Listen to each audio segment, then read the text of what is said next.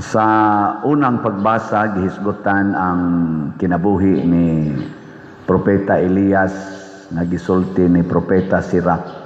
Og mao ni ang gibasihan, usas mga gibasihan sa mga Hudiyo, sa mga Israelita nga timailhan sa pag-abot na sa Mesiyas, kay gisaad man gud nga mubalik si Elias. Wa man to siya mamatay, gidara man to siya sa alimpos nga kalayo og karwahe nga giguroy og mga kabayo nga nagsigasad ang lawas. Mao to nga ang saad mubalik to si Elias, unya iyang andamon ang mga tao aron moabot na ang Ginoo. Pero si Jesus iyang gipatin-aw sa atong ebanghelyo nga nibalik na si Elias in the person of John the Baptist. In short, dili di ay literal ang saad sa Ginoo pinaagis mga propeta nga ang persona, ang pagkatao ni Elias mao gyud mobalik, kung dili ang kinaiya, ang pagtuo ni Elias mobalik. Pagkamatay na sad ni Juan nga magbubunyag, kay wa man siya dawata isip Elias, hinuon na naila po to siya. Ila sang gisalikway ang gipaabot nila nga mao ang Mesiyas, nga mao si Jesus, kay nagtuo man sagod sila nga inigabot Dios Mesiyas sama ni Elias, gahom nga mo buntog sa ilang mga kaaway. Katubang gihimo ni Elias nga gipahunong ang uwan, wa nay uwan, gipauwan og kayo aron mga matay to mga buangon. Mo ilang hunahuna, oy ang gisangyaw ni Hesus dili man di ay kadto, ang gipatay di ay ni Hesus sa kalibutan kana man di ay sala, ang yawa man di mo iyang gipatay. Muna ang iyang gigamit pagpatay si yawa ang paghigugmaay ug ang pagpasayloay. Nya kinsa tong mosunod ani gikan ni Juan nga magbubunyag, ni Hesus hangtod na Dios mga santo sama ni Santa Lucia, ang kalibutan di gyud malipay. Gilingay mong tupad na musunod kanila ni Elias, nila ni San Juan o ni Hesus. Ingna ba na musunod ka? Si Santa Lucia murag bilugit man ning iyang mata. Ibog man niya ang lalaki, kay gwapa man kay siya niya. Gusto man siya nga kanang di gyud siya maibgan.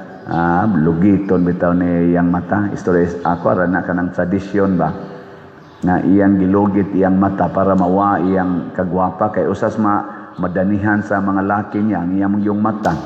Bilingi ako no imong tupad na beautiful eyes ko na be, beautiful eyes na kano. Oy, kita gani sus pinangga kay mata gikan sa kilay nga aning tabon-tabon nga rispilok, puno as pilok, hasta pang pilok sumpay-sumpayan para lang yun munindot ang mata, tabon-tabunan paana na ang sa titawagan ng kuana. Dili ka nang murabag mo green-green ang imong mo blue-blue imong mata. Di akan nang murag butang dito sa lao ba? Ha? Ako na, contact lens. Contact lens. Sus, mga naong ba ya? Ipablan ang buhok, ipa-blue eyes. Yang naong, piyang nga, gigilong. Ganang, kuhan kayo ba, gusto kitang ma-attractive. Pero, ang tinuod nga nagtuos Ginoo, ang iyang gusto nga, mawa gyud ang iyang beauty. Unya ang beauty sa Ginoo mao gyud makita. Mao nay sakto. Mausad na ang ilang relasyon sa bahandi. Si San Juan gibiyaan niya ang pagpangwarta. Wa gyud siya mangwarta. ang mga apostoles, ang mga santos, wa sad mangwarta. Ila ganing salikway ang kwarta. Mao nang kinisang magsunod og Ginoo, kusog sa ni mamalit og slot. Dito, pero kanang dili mo sunod sa Ginoo, kusog na mo kwenta. Sige nagkwenta, sige lang tagpalit ato ni agi semana palit ko nya karon palit na sad patay ta ana oy. Unsa na lang atong kanon? Kusog na anak mo na sila yung mga yawan noon. Gilingi ana sad imong tupad. Inapila na kaslat imong napalit. Ana nya gusto pa kang magsigig palit. Uy, ugma ang atong sweet notes ha. Kinsa na ninyo'y nakapalit og ticket ta sa kamot. Na ang uban galingi-lingi pa unsa nang sweet notes, unsa nang sweet notes. Pastilano ayun. Nya kamong namalit na pamaligya. Unsa man ni atong sweet notes fundraising concert kaning atong sweet notes couple, sikat ni silang mga singers o niya mga buutan pod ni sila nga couple, si Charlotte o si BJ niya. Ordinaryo ra silang mga tao pero ilang gi-maximize ang ilang talents. So tagpila man ang atong ticket. Ato na sa ning isulti ang ang gold tickets 3,000. Ang atong silver 2,000. Ang bronze 1,000. General admission 300. Mayuhan yung memorize. Asa may inyo anay? 300. Altos gold. Ang gold ana sa tubangan, ana makahikap pa mo sa sweet notes. Pwede pa mo makapapicture. Ang silver luyo na siya nga layer niya. Ang kuan, ang bronze adto na gis ikatulo nga layer, ang general admission sa ikaupat. Gibuhat ni nato dili aron lang maglingaw-lingaw, dili lang aron mangwarta. Gibuhat ni nato para gyud kaayuhan sa simbahan og labaw sa tanan nga matudluan ta unsaon magtinabangay og ipadayag nato ang atong gugma sa parokya og sa usag-usa. Ang talents pod aning atong mga singers na sa ni backup na banda ning sweet notes nga atong giimbitar, pulos gina sila ng ngandoy nga munimdot mo improve ang ilang talents. Ato lasang iampo nga di ta sila malimot nga hinatag ra pud nas Ginoo ang ilang talents. Nya kini sang atong kwarta kay wa man tay talent sa pagkanta sa Manila, ato sang itampo aron ang ilang talent ila sang mapagawas, ila sang mapakita. Madasig pud sila ba? Unya pinaagi aning atong pagtampuhay sa atong mga talents, mahimaya nato ang Ginoo, matabangan pagid nato ang atong simbahan. Labi na sa atong mga projects dinhi. Kana kung naay sobra, pero tan-aw na mo karon purting dako ang gasto. Ambot na pa baka ni sobra. Nya ningon nila pader, mura magnamiligrong wa tay sobra. Inako, ayaw na lang nagkwenta ha. Naabay sobra gwa.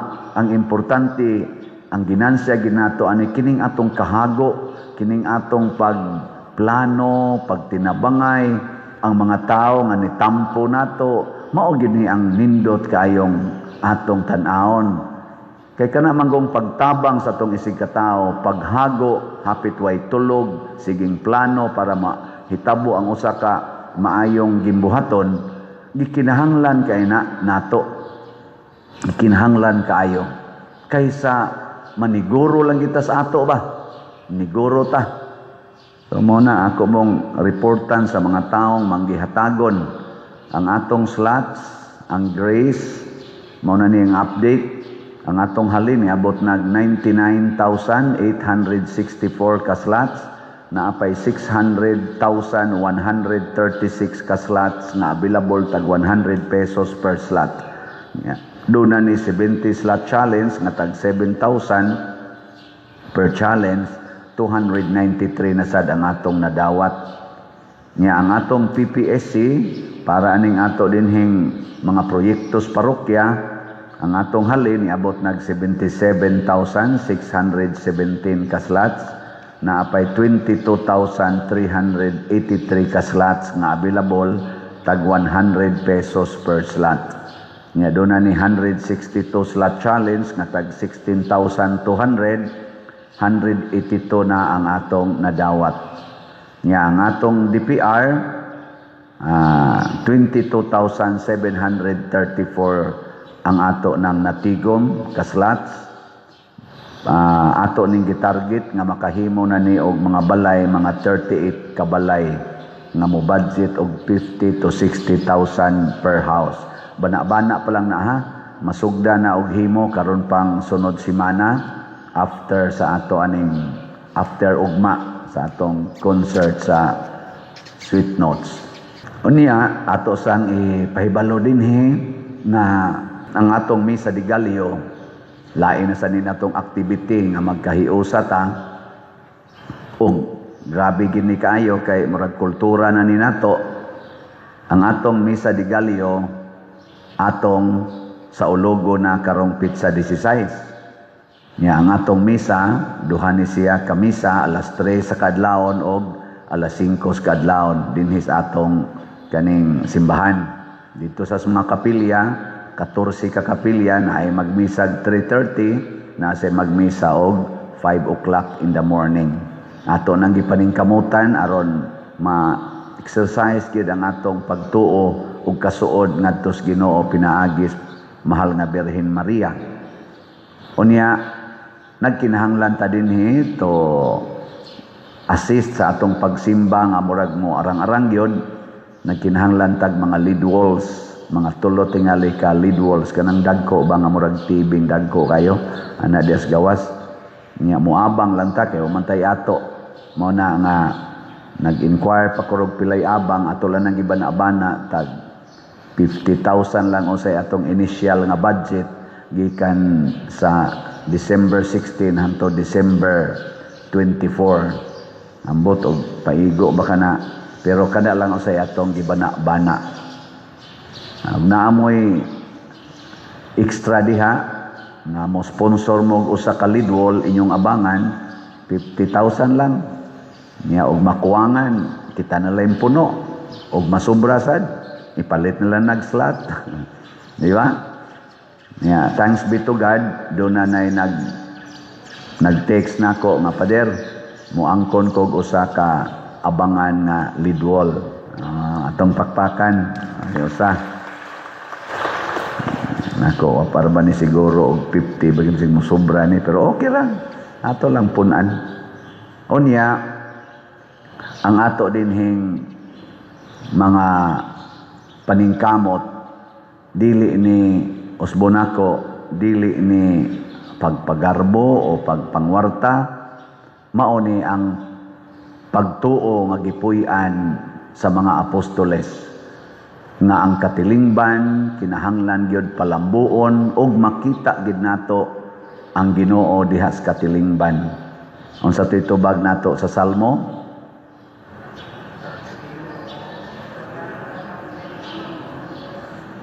Unsa to? Ang nang sa imong naong og maluwas kami.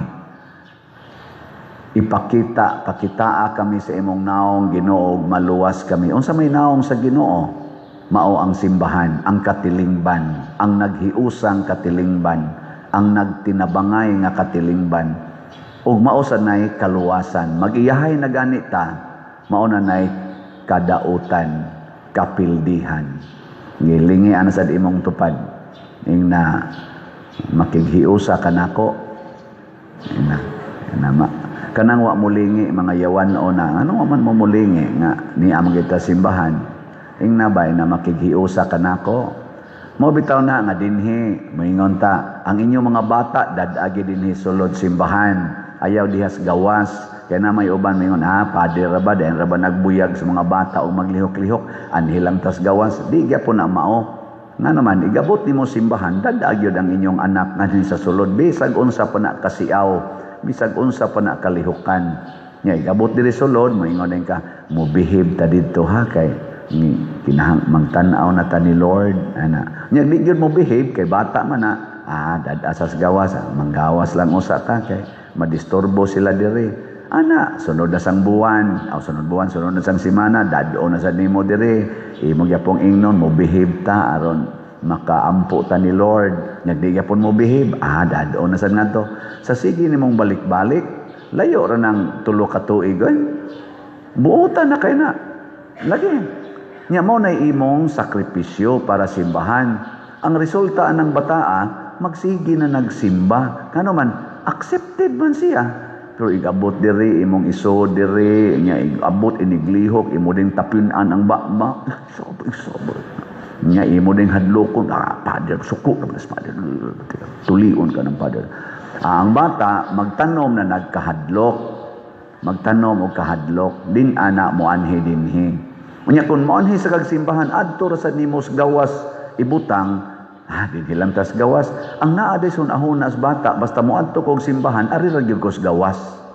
Ay kadako ana, adto ra nas gawas, magsigarilyo, magbarog-barog, ko kinopo didto. Kay naanad naman sa siya nga inigabot na kog simbahan, ari ra gyud kos gawas. Labi na gyud muuna mog lakaw, inig-igaw plus pare, mga lawat na ta, lakaw dayon, kay muuli na, kay mga adto ng Jollibee. Ang bata, maana da na. Muunag lakaw, dili maghuwat sa final blessing. Di ba? Ayaw, ato yung hiusahon padung sa simbahan. Ug mauna, ang atong tanang kalihukan din apil na ning atong pag-renovate aning atong simbahanan, kaning atong beautification dihas gawas. In short, kaning paggamit na to aning Trust Cebu. Ang sa to'y Trust Cebu, T, transparency, R, religiosity, U, unity, S, service, T, technology, C, clean, E, economizing, B, beautiful, U, useful. Kini mga prinsipyo ha, para gini mahiusa ta dias Ginoo ug ato ning antusan, ato pagining pakamatyan.